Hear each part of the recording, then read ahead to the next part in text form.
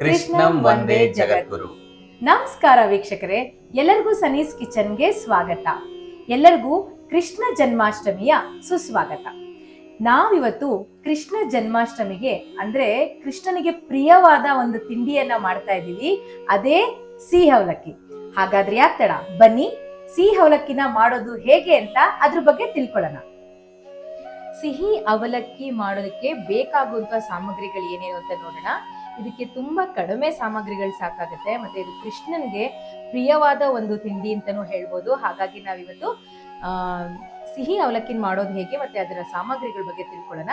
ನಾನು ಇದಕ್ಕೆ 1 ಕಪ್ ಗಟ್ಟಿ ಅವಲಕ್ಕಿ ತಗೊಂಡಿದ್ದೀನಿ, ಮತ್ತೆ ಸಿಹಿಗೆ ಬೆಲ್ಲ ತಗೊಂಡಿದ್ದೀನಿ, ಮತ್ತೆ ಅದ್ರದ್ದು ಟೇಸ್ಟ್ ನ ಇನ್ನೂ ಹೆಚ್ಚಿಸೋಕೆ ನಾನು ಡ್ರೈ ಫ್ರೂಟ್ಸ್ ನ ತಗೊಂಡಿದ್ದೀನಿ, ಬಾದಾಮಿ ಮತ್ತೆ ಗೋಡಂಬಿ ತಗೊಂಡಿದ್ದೀನಿ, ಏಲಕ್ಕಿ ಬಾಳೆಹಣ್ಣ ಈ ತರ ಸಣ್ಣದಾಗಿ ಕಟ್ ಮಾಡ್ಕೊಂಡು ಇಟ್ಕೊಂಡಿದ್ದೀನಿ, ಏಲಕ್ಕಿ ಪುಡಿ ತಗೊಂಡಿದ್ದೀನಿ, ಮತ್ತೆ ಕಾಯಿನ ತುರ್ಕೊಂಡು ಇಟ್ಕೊಂಡಿದ್ದೀನಿ.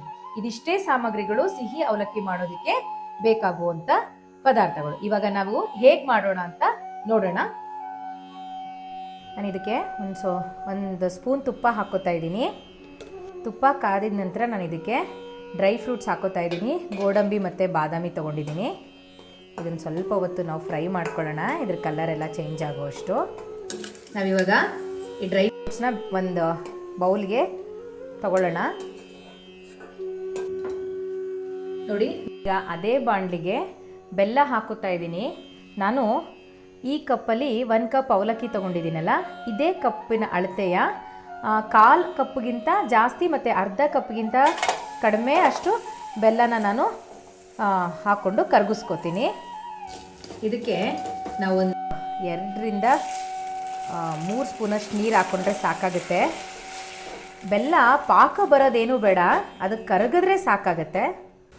ನೋಡಿ, ಬೆಲ್ಲ ಕರಗಿದ್ರೆ, ಅದು ಜಾಸ್ತಿ ಪಾಕ ಬರೋದೇನು ಬೇಡ. ಈಗ ನಾವು ಇದಕ್ಕೆ ಕಾಯಿ ತುರಿ ಒಂದು ಅರ್ಧದಿಂದ 3/4 ಬಟ್ಲಷ್ಟು ಕಾಯಿ ತುರಿನ ಹಾಕ್ಕೊಳ್ತೀನಿ. ಇದನ್ನು ಒಂದು 2 ನಿಮಿಷಗಳ ಕಾಲ ನಾವು ಈ ಥರ ಒಂಚೂರು ರೋಸ್ಟ್ ಮಾಡ್ಕೊಳ್ಳೋಣ. ನಾವು ಇದಕ್ಕೆ ಏಲಕ್ಕಿ ಪುಡಿ ಹಾಕ್ಕೊಳ್ಳೋಣ. ಏಲಕ್ಕಿ ಪುಡಿ ಹಾಕೋದ್ರಿಂದ ಅದ್ರ ಫ್ಲೇವರು ಚೆನ್ನಾಗಿರುತ್ತೆ ಮತ್ತು ಅದ್ರ ಸ್ಮೆಲ್ ಕೂಡ ತುಂಬ ಚೆನ್ನಾಗಿರುತ್ತೆ. ಹಾಗಾಗಿ ನಾವು ಆದಷ್ಟು ಯಾವುದೇ ಸ್ವೀಟ್ ಮಾಡಬೇಕಾದ್ರೂ ಕೂಡ ಏಲಕ್ಕಿ ಪುಡಿ ಹಾಕ್ಕೊಂಡ್ರೆ ತುಂಬ ಚೆನ್ನಾಗಿರುತ್ತೆ.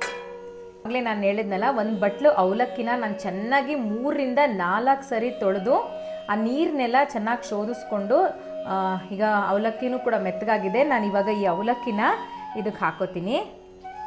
ನೋಡಿ, ಅವಲಕ್ಕಿ ಹಾಕ್ಕೊಂಡು ಮಿಕ್ಸ್ ಮಾಡ್ಕೊಂಡಿದೆ. ನಾನು ಇವಾಗ ಇದಕ್ಕೆ ಏಲಕ್ಕಿ ಬಾಳೆಹಣ್ಣು ಹಾಕೋತಿದ್ದೀನಿ. ಇದು ಆಪ್ಷನಲ್ಲು, ನೀವು ಬೇಕಂದರೆ ಹಾಕೋಬೋದು, ಇಲ್ಲಾಂದರೆ ಬೇಡ. ಮತ್ತು ನಾನು ಇದಕ್ಕೆ ಆವಾಗಲೇ ಫ್ರೈ ಮಾಡ್ಕೊಂಡು ಇಟ್ಕೊಂಡಿದ್ನಲ್ಲ ಡ್ರೈ ಫ್ರೂಟ್ಸ್, ಅದನ್ನು ಕೂಡ ಹಾಕೋತಾ ಇದ್ದೀನಿ. ಇದನ್ನೆಲ್ಲ ಹಾಕ್ಕೊಂಡು ನಾವು ಮಿಕ್ಸ್ ಮಾಡ್ಕೊಳ್ಳೋಣ. ನೋಡಿ, ಇದನ್ನೆಲ್ಲ ಮಿಕ್ಸ್ ಮಾಡಿಕೊಂಡು ಕಡಿಮೆ ಉರಿಲಿ ನಾವು ಒಂದು 2ರಿಂದ 3 ನಿಮಿಷ ಈ ಥರ ನಾವು ಫ್ರೈ ಮಾಡಿಕೊಂಡ್ರೆ ಸಿಹಿ ಅವಲಕ್ಕಿ ನೈವೇದ್ಯಗೆ ಸಿದ್ಧವಾಗಿಬಿಡುತ್ತೆ. ಆಮೇಲೆ ನಾವು ಇದನ್ನು ಒಂದು 2-3 ನಿಮಿಷ ಹಾಗೆ ಇದನ್ನು ಮುಚ್ಚಿಟ್ಬಿಡೋಣ. ಸೊ ಅದು ಕ್ಲೀನಾಗಿ ಹಳ್ಕೊಂಡು ಪ್ರಾಪರಾಗಿ ಕನ್ಸಿಸ್ಟೆಂಟಾಗಿ ಬರುತ್ತೆ.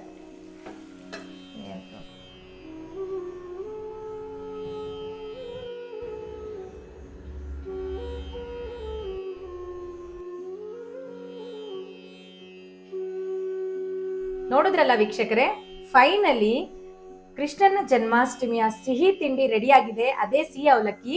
ಇವತ್ತು ನಾನು ಅದನ್ನ ನಮ್ಮಲ್ಲಿರೋ ಕೃಷ್ಣನಿಗೆ ನೈವೇದ್ಯವಾಗಿ ಕೊಟ್ಟು ಹೇಗಿದೆ ಅಂತ ಹೇಳೋಕೆ ಹೇಳ್ತಾ ಇದ್ದೀನಿ. ದಯವಿಟ್ಟು ಇದನ್ನ ಸ್ವೀಕರಿಸಿ ಇದ್ರ ಟೇಸ್ಟ್ ಹೇಗಿದೆ ಅಂತ ನಮ್ಮ ವೀಕ್ಷಕರಿಗೆ ತಿಳಿಸಿ. ಬನ್ನಿ ವೀಕ್ಷಕರೇ, ಸಿಹಿ ಅವಲಕ್ಕಿ ಕೃಷ್ಣನ ಜನ್ಮಾಷ್ಟಮಿ ಅಂತ ಮಾಡಿರುವಂಥದ್ದು ಹೇಗಿದೆ ಅಂತ ತಿಂದ್ಬಿಟ್ಟು ಇವರಿಗೆ ನಮ್ಮ ಅಭಿಪ್ರಾಯ ತಿಳಿಸೋಣ.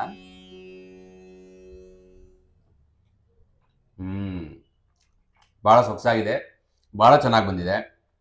ಆ ತುಪ್ಪದ ಫ್ಲೇವರು, ಸ್ವಲ್ಪ ದ್ರಾಕ್ಷಿ, ಸ್ವಲ್ಪ ಗೋಡಂಬಿ, ಸ್ವಲ್ಪ ಬಾದಾಮಿ ಹಾಗೂ ಬಾಳೆಹಣ್ಣು ಭಾಳ ಚೆನ್ನಾಗಿದೆ. ನೀವು ಎಲ್ಲ ಮನೆಯಲ್ಲಿ ಟ್ರೈ ಮಾಡಿ ಹೇಗಿದೆ ಅಂತ ಕಮೆಂಟಲ್ಲಿ ತಿಳಿಸಿ. ವೀಕ್ಷಕರೇ, ಎಲ್ಲರಿಗೂ ಕೃಷ್ಣ ಜನ್ಮಾಷ್ಟಮಿಯ ಶುಭಾಶಯಗಳು. ಕೃಷ್ಣ ಎಲ್ಲರಿಗೂ ಒಳ್ಳೇದ್ ಮಾಡ್ಲಿ ಅಂತ ಬಯಸ್ತೀನಿ. ಮತ್ತೆ ಮುಂದೆ ಹೊಸ ಒಂದು ವಿಡಿಯೋ ಒಂದಿಗೆ ನಿಮ್ ಮುಂದೆ ನಾವು ಬರ್ತೀವಿ. ಅಲ್ಲಿವರೆಗೂ ಹೊಸ ಹೊಸ ಬಗೆಯ ತಿಂಡಿಗಳನ್ನ ನಾವು ಹಾಕ್ತಾ ಇರ್ತೀವಿ. ಅದನ್ನ ನೀವು ಟ್ರೈ ಮಾಡ್ಕೊಳ್ಳಿ, ತಿನ್ಕೊಳ್ಳಿ, ಖುಷಿಯಾಗಿರಿ. ಎಲ್ಲರಿಗೂ ನಮಸ್ಕಾರ.